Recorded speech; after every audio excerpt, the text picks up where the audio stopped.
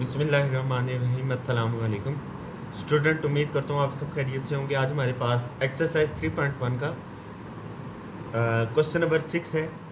Verify करना है आपने X union into Y intersection Z is equal to X union Y intersection X union Z. ये आपके पास क्या है, लेफ्ट हैंड साइड और राइट हैंड साइड, इसको आपस में हमने क्या करना है, प्रूव करना है। जब क्या आपको एक्स जो सेट दिया है वो -1 -2 और -3 इसके एलिमेंट्स, और जो वाई सेट है उसके एलिमेंट्स है 0 1 2 3। ओके, और जेड जो आपके पास जी सेट है उसके एलिमेंट्स है आपके पास 0 +-1 +-2 +-3। तो आप देख सकते हो ये जो यहाँ पे आपको +-1 +-2 +-3 दिया है, इसका मतलब ये है 0 0 से नेक्स्ट 1 होता है, उससे नेक्स्ट 2, उससे नेक्स्ट क्या होता है आपके पास 3। 0 से बैक पे आओ तो आपके पास क्या आता है -1 -2 -3। ये इस तरह से कि इसमें आपके पास ये होल नंबर भी शामिल है और नेगेटिव इंटीजर्स भी शामिल है। ओके, उम्मीद करता हूँ ये आप बात आपको क्लियरली समझ आ गई होगी।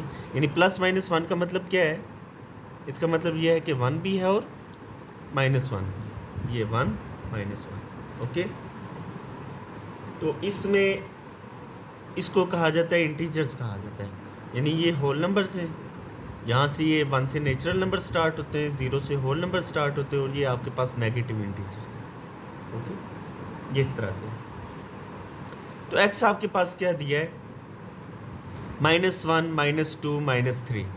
तो आप देख सकते हो कि ये x जो सेट है वो पूरे का पूरा z के अंदर ये इसके एलिमेंट्स पाए जा रहे हैं।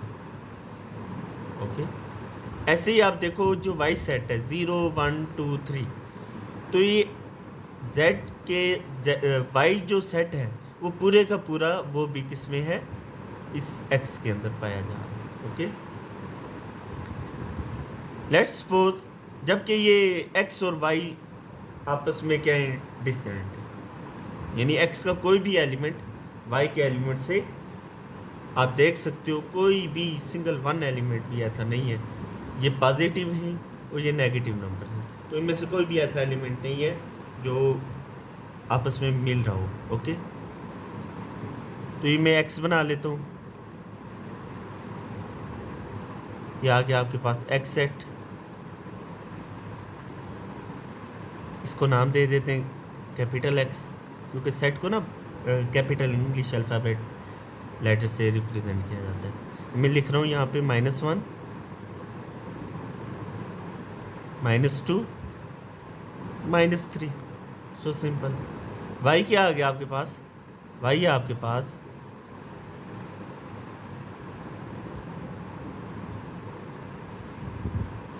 y सेट का नाम दे दिया 0 1 2 3।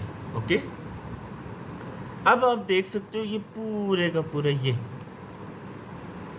y है, और ये वाले नंबर्स जो हैं ये x सेट के नंबर्स हैं, और इस पूरे को कलेक्टिवली आप क्या कहोगे, z को। समझ आ रही है बात, ये x के और ये किसके हैं, y के, और ये कलेक्टिवली क्या आपके पास z सेट।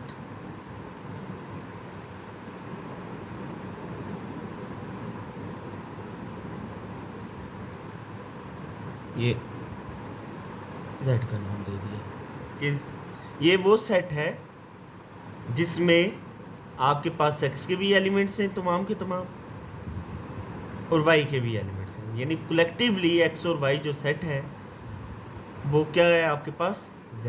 यानी x और y का अगर यूनियन लिया जाए, यहाँ से हमें एक और बात समझ में आ रही है, x और y का यूनियन अगर लिया जाए, इनको आपस में मिलाया जाए, तो वो किसके इक्वल आएगा, z के इक्वल आएगा। उम्मीद करता हूँ अब आपको क्लियरली बात समझ में आई होगी। x और y का आप यूनियन भी लेके देख लें, यूनियन आप क्लास 5th 6th से पढ़ते आ रहे हो, x यूनियन y लो तो आप देखना आपके पास जो फाइनल आंसर आएगा वो z सेट के तमाम एलिमेंट्स आएंगे। ओके, इससे आपने एक बात मज़ीद समझ ली होगी कि जहाँ भी आपको x यूनियन y को शेड करने के लिए मतलब नज़र आए, तो वो पूरे का पूरा z शेड होगा, ठीक है। x union y is equal to z। Student next आपको कहा है कि x union into Y intersection z, या आपने क्या करना है, इसको सॉल्व करना है सबसे पहले लेफ्ट हैंड साइड को। तो इसमें यू नो वेरी वेल के ब्रैकेट को सबसे पहले हल किया जाता है। ब्रैकेट में क्या आ रहा है आपके पास, y इंटरसेक्शन z, ये y सेट है और ये z। y और z के अंदर कौन सा ऐसा रीजन है, कौन सा ऐसा पार्ट है जो आपस में कॉमन है। देख लें आप, y और z में 0 1 2 3, जहाँ पे ये नज़र आएगा 0 1 2 3, तो ये आपस में क्या होंगे, कॉमन होंगे। तो कॉमन आपको कहाँ पे नज़र आ रहा है, ये वाला रीजन z और y में, जहाँ पे 0 1 2 3 ये एलिमेंट्स हैं। ओके, ये वाला रीजन क्या है, कॉमन है। इसको हमने शेड कर दिया है, इंटरसेक्शन में कॉमन एरिया लिया जाता है। अब जो आपके पास नेक्स्ट आपने क्या करना है, x का यूनियन लेना है, किसके साथ, y इंटरसेक्शन z के साथ। y इंटरसेक्शन z क्या आपके पास, x का यूनियन लेना है y इंटरसेक्शन z के साथ। इसका मतलब क्या होगा, y इंटरसेक्शन क्या आपके पास, y इंटरसेक्शन है आपके पास, y इंटरसेक्शन z क्या है कि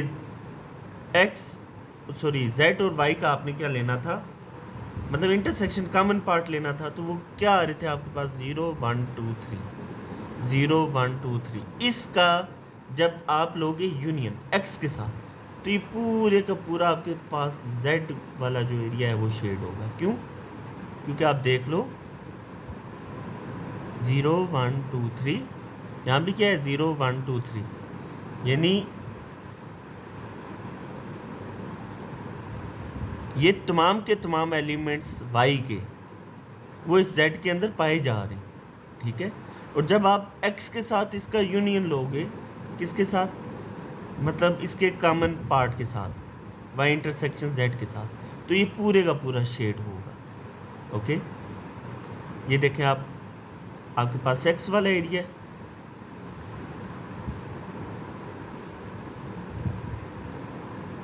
इसका यूनियन लेना है, यूनियन कहते हैं मिलाना, किसके साथ, y इंटरसेक्शन z के साथ। तो अब जस्ट यही वाला पार्ट नहीं आपके पास शेड होगा, ये पूरे का पूरा होगा। क्यों, क्योंकि यहाँ देखो -1 -2 -3 -1 -2 -3, ये तो हो गया 0 1 2 3। ये अगर आप यहाँ पे देख लो 0 1 2 3, इसको अगर हम शेड करते हैं तो आप देख लो 0 1 2 3 -1 -2 -3। इसका मतलब x यूनियन y करोगे तो वो तमाम का तमाम आपके पास कौन सा सेट भी आ रहा है, z, जो सुपर सेट है। तो ये भी क्या हो जाएगा, शेड हो जाएगा। क्योंकि इन दोनों का यूनियन वो क्या कहलाता है, z कहलाता है आपके पास। उम्मीद करता हूँ ये बात आपको क्लियरली समझ आ गई है। तो आप देख सकते हो कितने यहाँ पे बन रहे हैं आपके पास, एक तो ये बन रहा है आपके पास सिंगल लाइंस और दूसरा नेट शेड बन रहा है।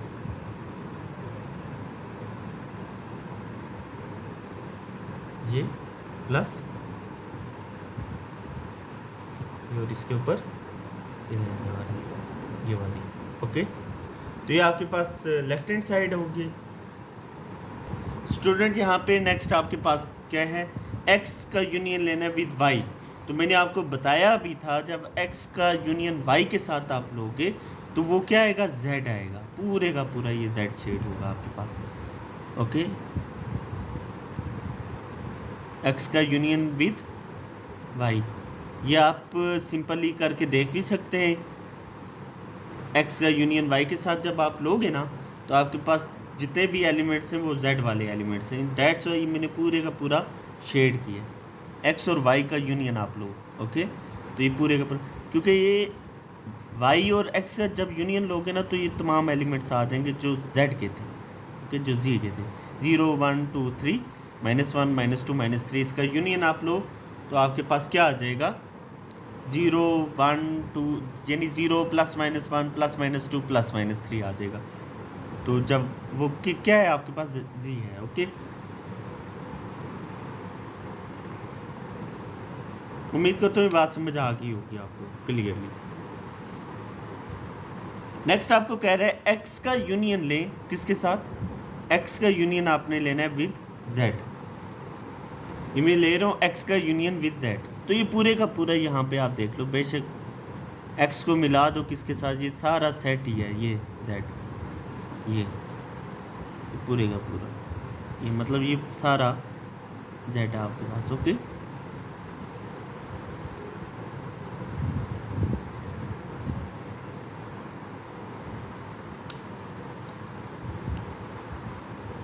एक्स का यूनियन विद जेड लिया तो आप देख सकते हो पूरे के ऊपर कौन सा शेड बन रहा है, नेट शेड बन रहा है, ऐसे ही है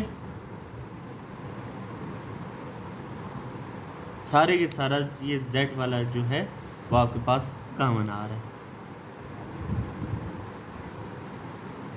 अगर आप थोड़ा सा ऊपर देखें, जब आपने x का union with y intersection z किया तो पूरे का पूरा सेट आ रहा था, यहाँ भी आप देख सकते हैं पूरे का पूरा सेट आ रहा है। ओके, अब आपने नेक्स्ट क्या करना है, इसमें आप देखो x यूनियन y है, तो ये आप देख सकते थे जब x का यूनियन y के साथ लिया तो पूरा z आया था, ऐसे ही x का यूनियन y किया तो ये पूरा आप देख सकते हो ये पूरा रीजन जो है ना शेड हुआ था। ऐसे x का यूनियन जब z से लिया तो तब भी ये पूरे का पूरा रीजन क्या हुआ, शेड हुआ। तो इंटरसेक्शन में कौन सा पार्ट लिया जाता है, कॉमन पार्ट लिया जाता है। तो कॉमन पार्ट क्या आएगा, ये पूरा ही रीजन आएगा, जैसे ऊपर आया था ना आपके पास सारे का सारा, ऐसे यहाँ भी ये पूरा रीजन जो नेट शेड को शो कर रहा है वो आ रहा है आपके पास। ओके, ये फाइनल आंसर जो हमारा इंटरसेक्शन में कॉमन पार्ट लिया जाता है। तो कॉमन जब भी है आपके पास ये रेड लाइंस भी आ रही हैं और ये वाली पूरे का पूरा ये नेट शेड ही आ रहा है। तो इससे क्या प्रूव हो रहा है, क्या चीज़ साबित हो रही है कि लेफ्ट हैंड साइड किसके इक्वल आ गई। सो लेफ्ट हैंड साइड में भी आपने देखा था पूरा सेट आया था, जिसमें आपके पास ये वाली लाइंस भी थी, ये वाली लाइंस भी थी और ये नेट शेड भी था, ये पूरे का पूरा सेट आया था। तो यहाँ नीचे भी आप देखो पूरा सेट आ रहा है।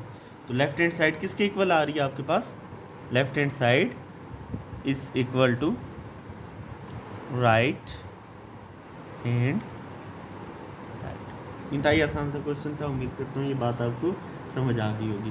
तो स्टूडेंट्स, वीडियो अगर आपको अच्छी लगी है इसको लाइक करें और अपने बाकी स्टूडेंट्स के साथ भी शेयर करें।